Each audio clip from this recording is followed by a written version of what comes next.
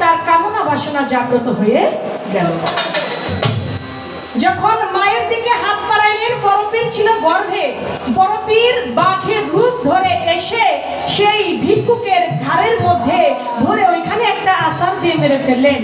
এখন তার কথা যে বেলায়েত যদি মুরিদ হয়ে পীর ধরে যদি হাসিল করতে হয়, তাহলে বড় পীর আব্দুল কাদের জিলানী তিনি যে রুহানি আকারে একটা বাঘের রূপ ধরে তিনি যে একটা ভিক্ষুককে হত্যা করে ফেলেন, মেরে ফেলেন, ওইটা কোন বেলায়েত ছিল?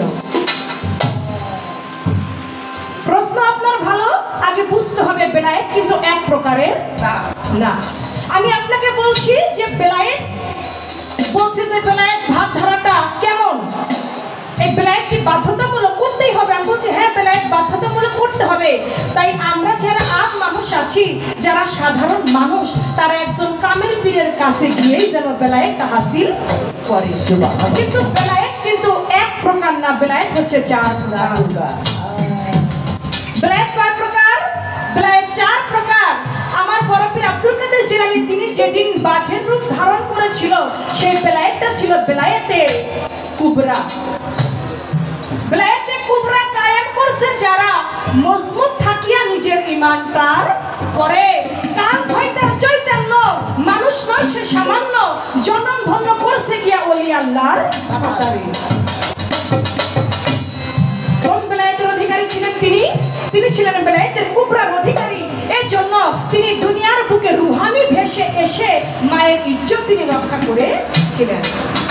আচ্ছা, এখানে তার আরেকটি পয়েন্ট, তাহলে আমার খাজা মঈনুদ্দিন চিশতি রহমাতুল্লাহি আলাইহি তার বাগানে ইব্রাহিম কুন্দুজি তিনি গেলেন তার বাগানে।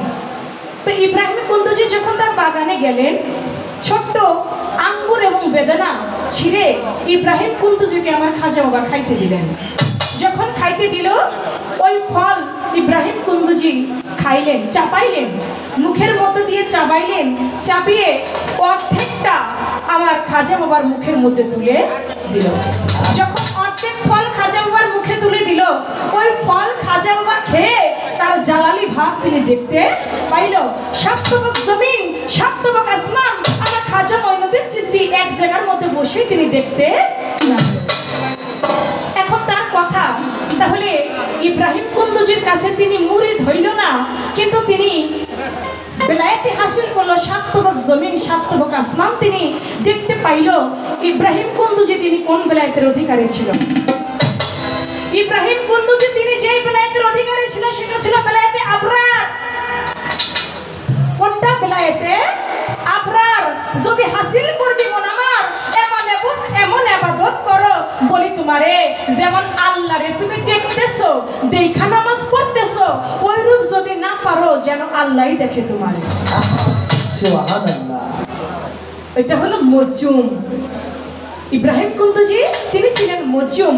তার কোনো ঘর ছিল না, তার কোনো বাড়ি ছিল না, তার কোনো স্ত্রী ছিল না, তার কোনো পুত্র সন্তান কোনো কিছুই ছিল না। তিনি ছিলেন মজুম। তার কাছে যেই বেলায়েতটা হাসিল হয়েছে সেটা হচ্ছে বেলায়েতে আবরার বেলায়েত।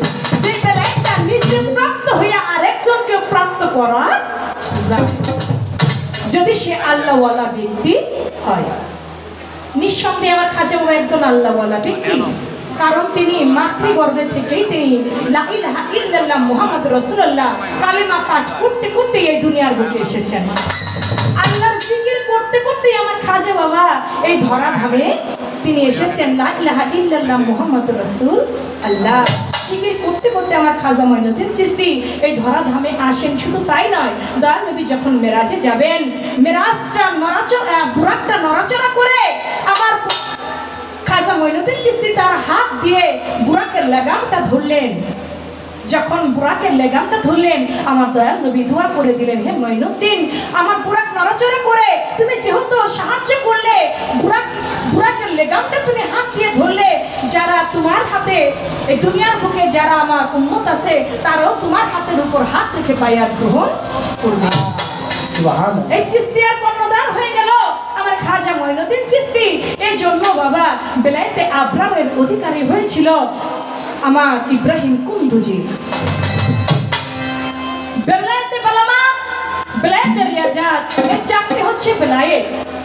তাই এটা অর্জন, যেমন খাজা খোয়াজ খিজির, তিনি জিন্দা পীর, যার নামে ভেলা ভাসানো হয়। এই যে খাজা খোয়াজ খিজির, তিনি হলেন জিন্দা পীর, জিন্দা ওলি। এই খাজা খোয়াজ খিজির তিনি কিন্তু আমার আল্লাহ পাকের ডাইরেক্ট ভান্ডার হতে তিনি বেলায়েত প্রাপ্ত। এর জন্য এখান থেকে আগে একটা গান গাই, আপনি আরো ভালো করে বুঝতে পারবেন।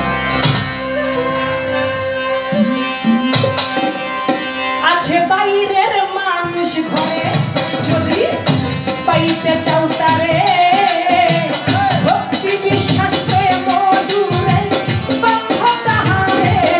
আছে বাইরের মানুষ ঘরে, যদি পাইতে চাও তারে, ভক্তি বিশ্বাস প্রেম মধুরে বন্ধ তাহারে।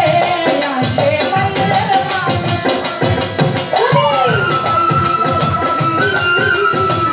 ভক্তি বিশ্বাস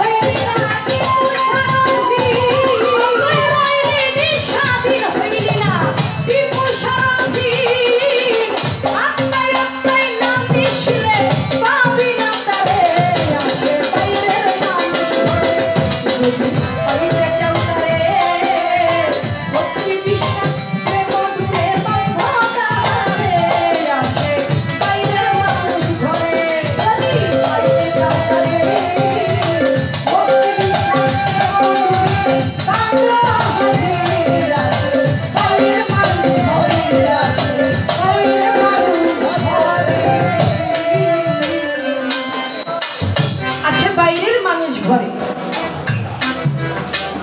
যদি পাইতে চাও তারে, ভক্তি বিশ্বাস প্রেম দূরে বান্ধ তাহা।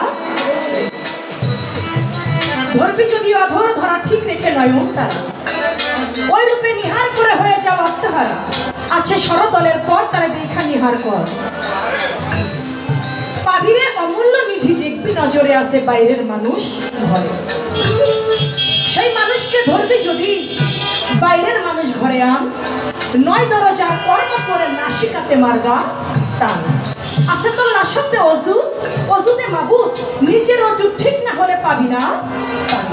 অজুত মানে দেহ, দেহ ঘর যদি ঠিক না থাকে মাওলাকে পাওয়া যাবে না। আর দেহ ঘর কখনো নিজে নিজে ঠিক করা যায় না। একজন বেলায়েতের টিপুসার মতো ওলির কাছে না গিয়ে কখনো নিজের দেহ পাকা করা যাবে।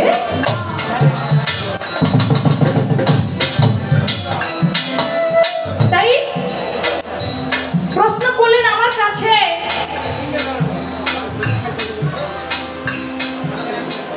আমার মাওলা আলীকে যখন বেলায়েত দান করলেন,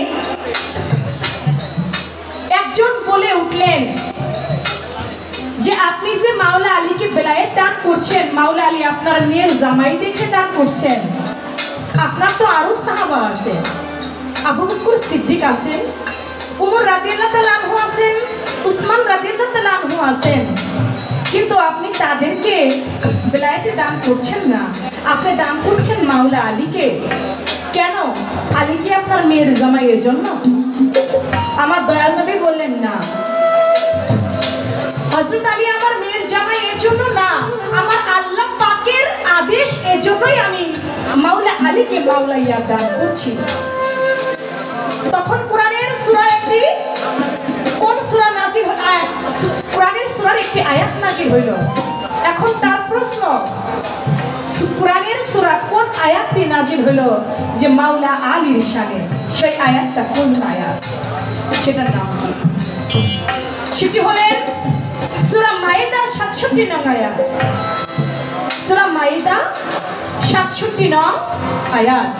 এর মধ্যে বলা হয়েছে, আপনার রবের পক্ষ থেকে আপনার উপর যা নাজিল হয়েছে আপনি তাহা প্রচার করুন, এবং নিশ্চয়ই আলী মুমিনদের মাওলা। নিশ্চয়ই আলী কাদের মাওলা?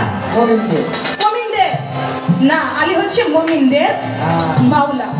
এখন যারা মুমিন তারা তো বিশ্বাস করবেই না, কি ভাই? নুর ইসলাম ভাই, যারা মুমিন তারা কি বিশ্বাস করবে? তারা বিশ্বাস করবে না। এর জন্য সেদিন ওই ব্যক্তিও বিশ্বাস করলো না। কিন্তু সেদিন উমর রাদিয়াল্লাহু তাআলা আনহু তিনি গিয়ে বললেন, বাখিন বাখিন, হে আবু তালিবের পুত্র হযরত আলী, তুমি ধন্য, তুমি ধন্য, তোমার প্রতি আমার দয়াল নবী মাওলা ইয়া জারি করে। সুবহানাল্লাহ। এজন্য আলী হলেন মুমিনদের সর্দার। এটা কোরআনের পূর্ণাঙ্গভাবে ব্যাখ্যা করেন নাই, কিন্তু এটা তাফসীর করতে হবে, কোরআনের তাফসীর করতে হবে। এই 67 নং আয়াতের, সূরা মাইদার 67 নং আয়াতের আপনি তাফসীর যদি পড়ে দেখেন, তাফসীর পড়লে এটা সম্পূর্ণভাবে এর মীমাংসাটা আপনি পেয়ে যাবেন। তাফসীরে মাঝারা 3য় খণ্ড 580 পৃষ্ঠা এর প্রমাণ করেছে যে সূরা মাইদার 67 নং আয়াতের মধ্যে আমার দয়াল নবী মাওলা আলীকে উদ্দেশ্য করে আমার আল্লাহ পাক সেদিন এই আয়াতটা নাজিল করেছিলেন। এই মাওলা ইয়াতটা তাকে দান করার উদ্দেশ্যই ছিল সূরা মাইদার এই 67 নং আয়াত।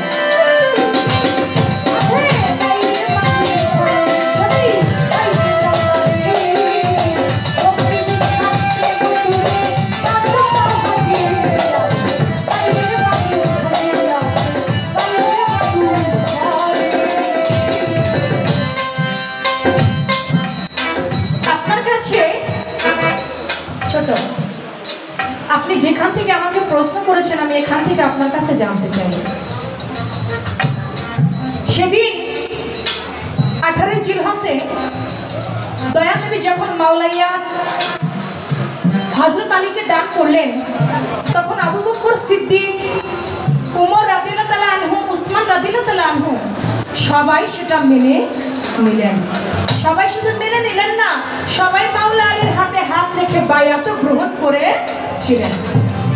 আমার দয়াল নবী যখন উফাত হইল, আমার দয়াল নবী যখন উফাত হইল, তখন হযরত আলীর মাওলা ইয়াক মানলো না কেন? এই কারণ কেন তারা মানলো না? এর কারণ ছিল কি? শুধু তাই নয়, উমর রাদিয়াল্লাহু তাআলা আনহু তিনি চলে গেল মাওলা আলীর বাড়ি, যাইয়া বলে, আলী তুমি দরজা খুলো। আমার মা ফাতেমা বলে, না আমি দরজা খুলবো না। বলে, দরজা কেন খুলবো? বলে, আবু বকর সিদ্দিকের হাতে হযরত আলীর বায়াত গ্রহণ করতে হবে। মা ফাতেমা সেদিন বলেছিল, না আমার বাবা যখন ছিলেন তখন আমার বাবা থাকতে তোমরা সবাই হযরত আলীর হাতে হাত রেখে বায়াত গ্রহণ করেছিলেন, তাহলে এখন কেন হযরত আলী আবু বকরের বায়াত গ্রহণ করবে? যখন কিছুতেই রাজি হইল না, তখন দরজার মধ্যে উমর গিয়ে একটা লাথি মারলেন। যখন উমর গিয়ে দরজার মধ্যে লাথি মারলেন, দরজাটা ভেঙে গেল। ওই দরজাটা মা ফাতেমা গর্ভবতী ছিল। মা ফাতেমার গর্ভে একটা সন্তান ছিল, দয়াল নবী যার নাম রেখেছিল মুহাসিন। ওই দরজাটা মা ফাতেমার পেটের উপরে গিয়ে পড়ে, গর্ভপাত হয়ে যায়, গর্ভের সন্তানটা মারা যায়। গর্ভের সন্তানটা মারা গেল। সেই ব্যথা বেদনায় পাওয়া যায় মা ফাতেমা তো জোহরাও তিনিও শহীদই মৃত্যুবরণ করলেন। সেখান থেকে হযরত আলীকে উমর রাদিয়াল্লাহু তাআলা আনহু ধরে নিয়ে গেলেন। যখন ধরে নিয়ে যাইতে লাগলেন, হযরত আলীর একজন সহচারী ছিলেন, একজন বডিগার্ড ছিলেন। তিনি বলতে লাগলেন, হে আলী, আপনি না শেরে খুদা, আপনি না শরীয়তের বাক মারফতের চেরা, আপনার কাছে না খুদাই শক্তি, তাহলে আজকে যে উমর আপনাকে এভাবে বেঁধে ধরে নিয়ে যাচ্ছে, আপনি কিছু বলেন না কেন? আজকে আপনি কি মেষ হয়ে গেলেন? আপনি কি মেষ হয়ে গেলেন? আপনি কি বকরি হয়ে গেলেন? ছাগল হয়ে গেলেন? আপনি কেন কিছু বলেন না? এই কথা যখন বললেন, তখন তাদের মধ্যে থেকে একজন ওই ব্যক্তিকে তার মাথাটা কেটে ফেলল। যে ব্যক্তি বলল যে আপনি কি মেষ হয়ে গেলেন, আপনি কেন তাদেরকে কিছু বলতেছেন না? আপনি না শেরে খুদা? এই কথা বলা মাত্রই তার কল্লাটা কাটলেন। কল্লা কেটে চুলার ঝিক বানায় না বাবা, মা বোনেরা যখন রান্না করে মাটির চুলা, তিনটা কিন্তু ঝিক থাকে, তিনটা ঝিক বানানো হইল। তিনটা ঝিক বানাইয়া সেখানে কিছু একটা তারা রান্না করে খাইল। কথা কিন্তু অনেক গভীরের, হালকা কোনো কথা আজকে টিভির দরবারে বলবো না। আপনি বলবেন, যে ব্যক্তির হযরত আলীর বডিগার্ড ছিল তার কল্লা কাটলেন, শুধু কল্লা কেটে ক্ষান্ত হন নাই, তার কল্লা কেটে চুলা বানাইলেন, চুলা বানায় তিনটা ঝিক বানাইলেন, ঝিক বানায় তারা কিছু একটা রান্না করে খাইলেন। এই রান্না করে কি খেয়েছিলেন, কারা তাকে হত্যা করলেন, কারণ ছিল কি? আর সেদিন হযরত আলীকে কেন ধরে নিয়ে আবু বকরের মুরিদ করাইলেন? পরিবারের নাম এই একটা কথা আপনার কাছে, আপনার কথা থেকে রইল ভাই, এটা কিন্তু আমার প্রশ্ন না, আপনার কথা থেকে প্রশ্ন রইল।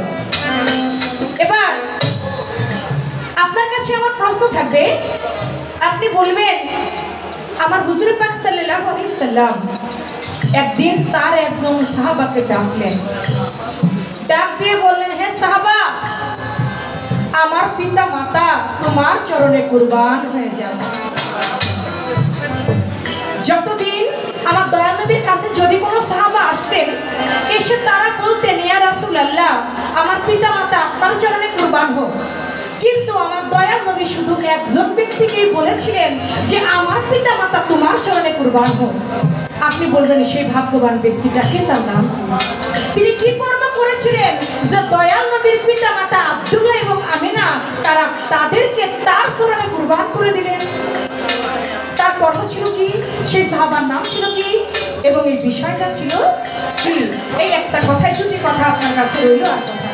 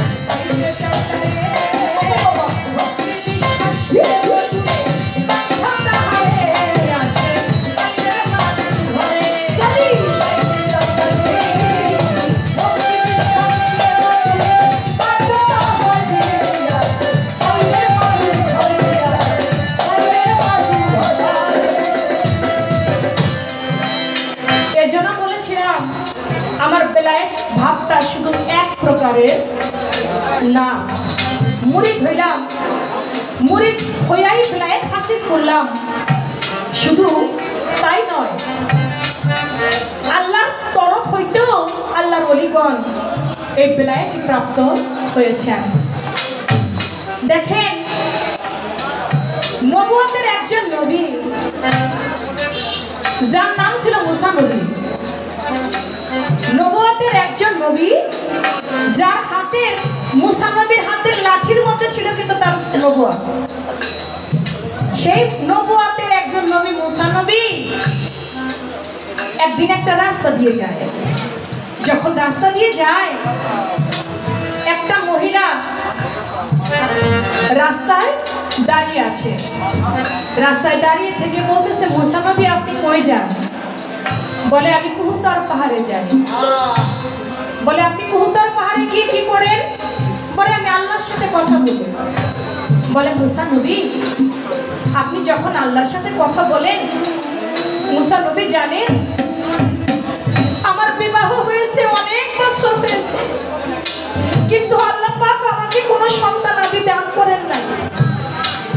মুসা নবী আপনি যখন আল্লাহর সাথে কথা বলেন, আল্লাহর কাছে একটু জিজ্ঞেস করেন আল্লাহ আমার ভাগ্যে কোনো সন্তান রেখেছে কিনা। এই কথা শুনে মুসা নবী বলে ঠিক আছে মা, আমি জিজ্ঞেস করবো।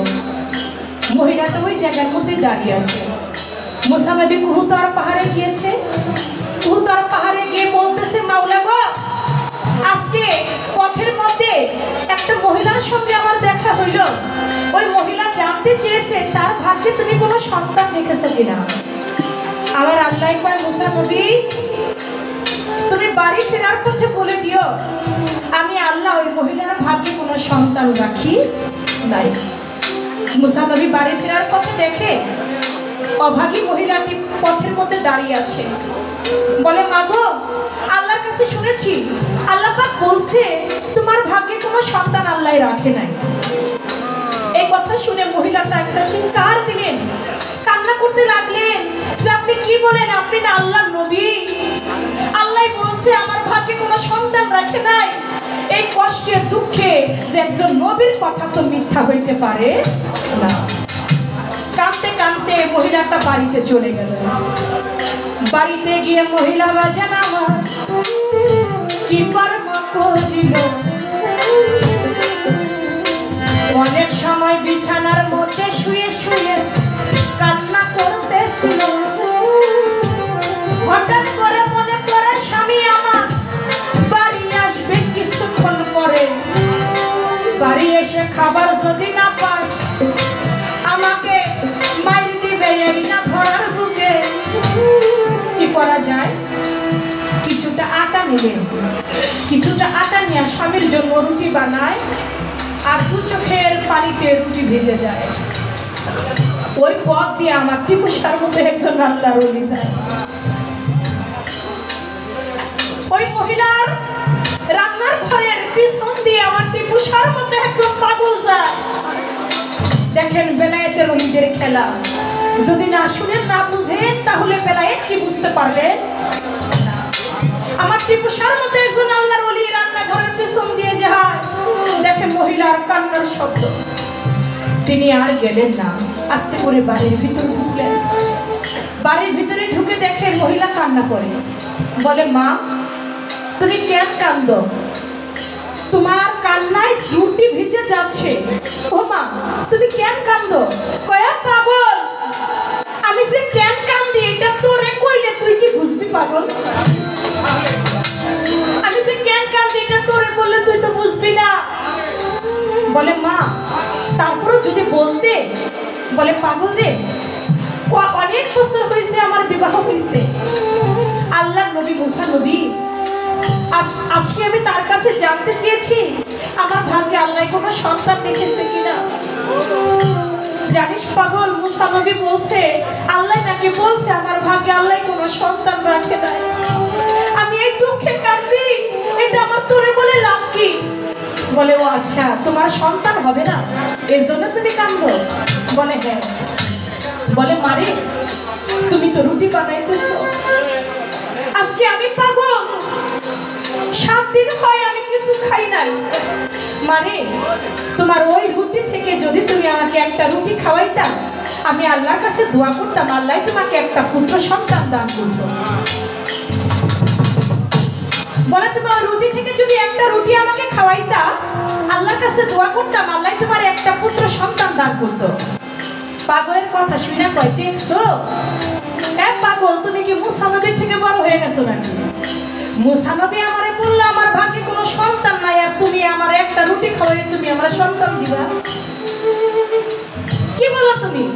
তুমি রুটি খাবা, খাও, কিন্তু মিথ্যা আশ্বাস আমারে তুমি দিও না। একটা রুটি খাওয়া হইল। পাগল কয়, কি রুটি খাওয়াইলি রে মা? আমার তো পেট ভরলো না, তুই যদি আমাকে আরো একটা রুটি খাওয়াইতি, আল্লাহর কাছে দোয়া করতাম, আল্লাহ তোরে দুইটা পুত্র সন্তান দিও। কেন পাগল, তুমি রুটির আশায় তুমি বারবার মিথ্যে আশ্বাস দাও। আর মিথ্যে আশ্বাস দিও না, তুমি রুটি খাবে, খাও। একে একে যখন 3টি রুটি বাজা পাগলের খাওয়া হয়ে যায়, রুটি খেয়ে ঋণ পাগল হয় এই ধরায়। আমার আল্লাহর দরবারে ফরিয়াদি করে, মাওলা ও মাওলা রে,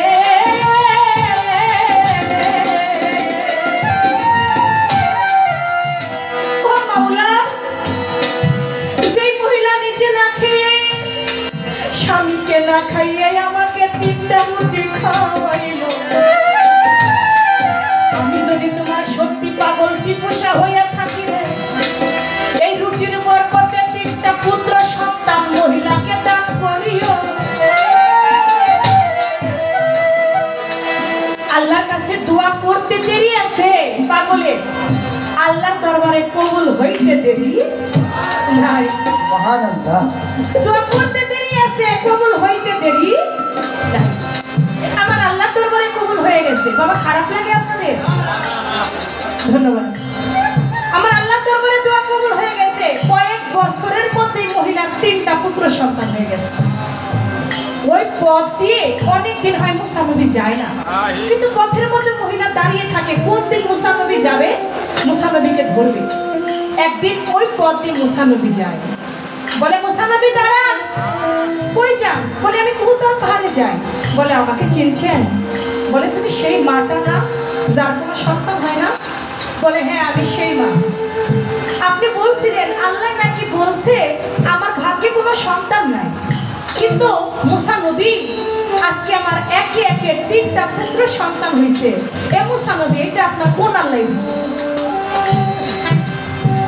আপনি বলবেন এটা আপনার কোন আল্লাহ দিছে? মুসা নবী কয়, কি কয়? 3টা সন্তান এনে দাঁড় করাইছে, দেখেন এই যে আমার 3টা পুত্র সন্তান। মুসা নবী লজ্জিত হয়ে গেছে।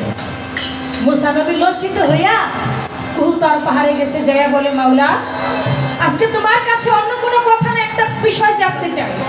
বলে কি বিষয়? বলে তুমি একদিন বলেছিলে একটা মহিলার বিষয় জানতে চেয়েছিলাম, তার ভাগ্যে কোনো তুমি সন্তান দেখেছো কিনা? তুমি সেদিন আমাকে নিষেধ করেছিলে, তুমি তার ভাগ্যে কোনো সন্তান রাখো নাই। আজকে ওই মহিলার একে একে 3টা সন্তান হয়েছে। ওই মহিলা আমাকে বলে এটা আমার কোন আল্লাহ দিছে? তোমরা আল্লাহ কয়জন? আমার আল্লাহ রে কয়, তোমরা আল্লাহ কয়জন? কেন? আমি আল্লাহ, আমার কোনো শরীক নাই, আমি লাশরী। বলে তা যদি হয় তাহলে ওই মহিলা বললো, তুমি বললে মহিলার ভাগ্যে কোনো সন্তান নাই, আজকে মহিলার 3টা পুত্র সন্তান হইল, ওই মহিলা সন্তান পাইল কই? আমার আল্লাহ কয়, মুসা নবী তুমি কি দেখতে চাও না শুনতে চাও? বলে মাওলা রে, যেটা দেখা যায় সেটা শুনে গিয়ে। বলে তুমি দেখতেও পাবে, তুমি শুনতেও পাবে। ও মুসা নবী, এই মুহূর্তে কেন জানি আমার একটু মানুষের মাংস খাইতে মনে চায়। মুসা রে, এই মুহূর্তে কেন জানি আমার একটু মানুষের গোশত খাইতে মনে চায়। এ মুসা, তুমি কি পারো আমার একটু মানুষের মাংস খাওয়াইতে? মুসা নবী কয়, আল্লাহ এটা কোনো ব্যাপার হইল? আপনি কত মানুষের মাংস খাইবেন, আমি মুসা আপনারে খাওয়াবো। একটা পেয়ালা নিয়া মুসা নবী মানুষের দ্বারে দ্বারে দুনিয়ার বুকে ঘুরে বেড়ায়। হে আল্লাহর বান্দারা, তোমরা কি কেউ আসো আমার আল্লাহ মানুষের মাংস খাইতে চাইছে? তোমরা কি কেউ আমার আল্লাহর এক টুকরা মানুষের মাংস খাওয়াইবা? এ কথা শুনে সবাই সেদিন মুসা নবীকে বলতে লাগে, মুসা নবী পাগল হয়ে গেছে। যে আল্লাহরে আমরা কেউ কোনোদিন দেখলাম না, সেই আল্লাহ নাকি মানুষের গোশত খাইতে চায়। কি কয় এই মুসা নবী? মুসা নবী পাগল হয়ে গেছে। কেউ মুসা নবীকে পানি ছিটা মারে, কেউ লাঠি দিয়ে তাড়া করে। মুসা নবী দৌড়াইতে দৌড়াইতে একটা জঙ্গলের পথ ধরে। জঙ্গলের পথ ধরে মুসা নবী মানুষের লোকালয় থেকে আড়াল হয়ে গেল। যখন আড়াল হয়ে গেল, দেখে জঙ্গলের মধ্যে কোনো মানুষ নাই। এমন একটা অরণ্য গভীর জঙ্গলে গেল। যাইয়া দেখে গভীর জঙ্গলে একটা পাগল শুয়ে আছে, বাজা আছে ধরা। পাগলের কাছে মাংস চাইতে কেউ চাইল না, মুসা নবী না ধরা। মুসা নবী বলে, আমি যদি পাগলের কাছে মাংস চাই, পাগলে কিছু বুঝবে না, আমার লাঠি আঘাত করতে পারে। চাইব না মাংস আমি পাগলের ওখানে। পাগলের কাছে মাংস চাইল না, সামনের দিকে হাঁটতে লাগলো। সামনের দিকে যখন হাঁটে, পাগলের পিছন দিক থেকে ডাক দিয়া কয়, এ মুসা নবী, মুসা নবী, তুমি দুনিয়ার বুকে এত মানুষের কাছে মাংস চাইলা, আমি পাগল বইলা তুমি আমার কাছে মাংস চাইলে না? মুসা রে, দুনিয়ায় কত মানুষের কাছে তুমি মাংস চাইলা, আমি পাগল বইলা বুঝি তুমি আমার কাছে মাংস চাইলা না? এ মুসা, আমার আল্লাহ বুঝি মানুষের মাংস খাবে না? মুসা, দাও তোমার হাতের পেয়ালাটা আমার হাতে। কত মাংস আমার আল্লাহ খাবে, আমি পাগল, আমি আমার আল্লাহরে মাংস খাওয়াবো। এ কথা শুনে মুসা নবী অবাক হয়ে গেল। পাগলে কি কয়? এই গভীর জঙ্গলে থেকে পাগলে কেমন করে জানলো যে আল্লাহ মানুষের গোশত খাইতে চাইছে, মানুষের মাংস খাইতে চাইছে? আমি মুসা নবী আমারই কেমন করে চিনলো এই পাগলটা? নিজে নিজে অবাক হয়ে গেল। পেয়ালাটা হাতে থেকে নিয়ে পাগলের হাতে দিল, আর নিজে খুব অবাক দৃষ্টিতে পাগলের দিকে তাকিয়ে রইল। পাগলের হাতে যখন পেয়ালাটা দিল, পাগল হাল সে বেহাল হয়ে শরীর থেকে বাজানো মাংস কাটতে লাগে। হাতের মাংস কাটে, বুকের মাংস কাটে, পায়ের মাংস কাটে, রাগুর মাংস কাটে, না জানি কোন জায়গার মাংস খাইতে আল্লাহ আমার বড় ভালোবাসে। সর্ব অঙ্গ থেকে মাংস কাটতে লাগলো। না জানি আমার আল্লাহ আমার শরীরে কোন জায়গার মাংস খাইতে ভালোবাসে। বুকটাকে ফাড়লেন, ফিরে কলিজাটাকে বের করলেন। কলিজা বের করে অর্ধেক কলিজা খাইটা দিয়ে কয়, মাওলা রে, তুমি মাংস খাইতে চাইলা মুসা নবীর কাছে, একটা বার যদি আমার কাছে মাংস খাইতে চাইতা, আমি পাগল অনেক আগেই আমার জীবন তোমার নামে উৎসর্গ করে দিতাম। তুমি কেন আমার কাছে চাইলে না? পাগল বলে, তুই কি মোহরে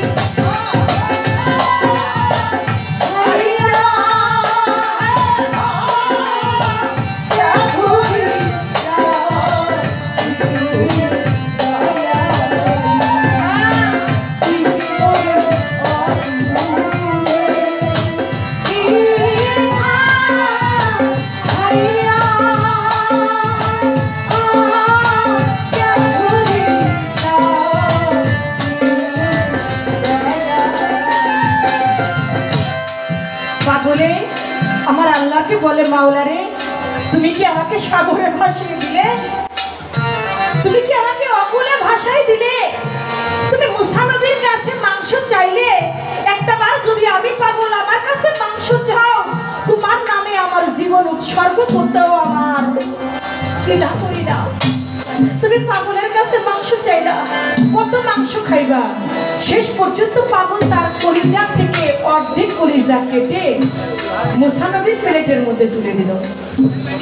মুসা নবী সেই মাংস নিয়ে কুতর পাহাড়ে গেল, যাই কয়, মাওলা, তুমি না মানুষের মাংস খাইতে চেয়েছিলে, এই নাও মানুষের মাংস। আমার আল্লাহ কয়, মুসা নবী, তুমি এই মাংস কই পাইলা? বলে, দুনিয়ার বুকে আমি ভেবেছিলাম যার কাছে যাবো সেই আমায় দিবে, কিন্তু দুনিয়ার কোনো মানুষ আমাকে দিল না।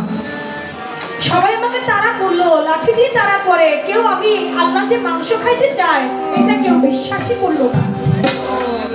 বলে, তাহলে তুমি কই পাইলা? ওই আমি দৌড়াইতে দৌড়াইতে গভীর জঙ্গলের মধ্যে চলে যাই। জঙ্গলে গিয়া দেখি একটা পাগল শুয়ে আছে, হাল সে বেহাল হয়ে। পাগলের গায়ে কোনো জামা কাপড় নাই, শুকনা। কিন্তু ওই পাগলে জানি কেমন করে বুঝতে পারলো তুমি মানুষের মাংস খাইতে চেয়েছো, কেমন করে জানি আমাকে চিনতে পারলো আমি মুসা নবী। আমি খুব অবাক হইলাম। ওই পাগলে তার শরীর থেকে মাংস কাটতে কাটতে তার কলিজা থেকে অর্ধেক কলিজা কেটে তোমাকে দিয়ে দিয়েছে। বলে, মুসা রে, আমারে বুঝি একটা পাগলে মাংস খাওয়াইলো মুসা? ও মুসা, আমি তো মাংস খাইতে চেয়েছিলাম তোমার কাছে। মুসা রে, আমি তো মাংস খাইতে চেয়েছিলাম তোমার কাছে। ও মুসা, তুমি কি মানুষ ছিলা না? মুসা, তুমি কি মানুষ ছিলা না? তুমি কি পারতা না তোমার শরীর হইতে এক টুকরা মাংস খাইতে আমি আল্লাহ আমারে খাওয়াইতে? কই, তুমি তো আমারে খাওয়াইলা না। আমারে বুঝি একটা পাগলই খাওয়াইলো? ও মুসা, এবার তুমি একটু চিন্তা করে দেখো তো, ওই পাগল যদি, ওই টিপুসা যদি আমার কাছে কিছু চায়, আমি কি তারা না দিয়া থাকতে পারি? আমার ওই বেলায়েতের ওলি, তারা যদি আমার কাছে কিছু চায়, আমি আল্লাহ তাদেরকে না দিয়া থাকতে পারি না। এই হলো আমার বেলায়েতের ওলিদের খেলা। আল্লাহর কাছে চাইলে তারা পায়, আর মুসা নবী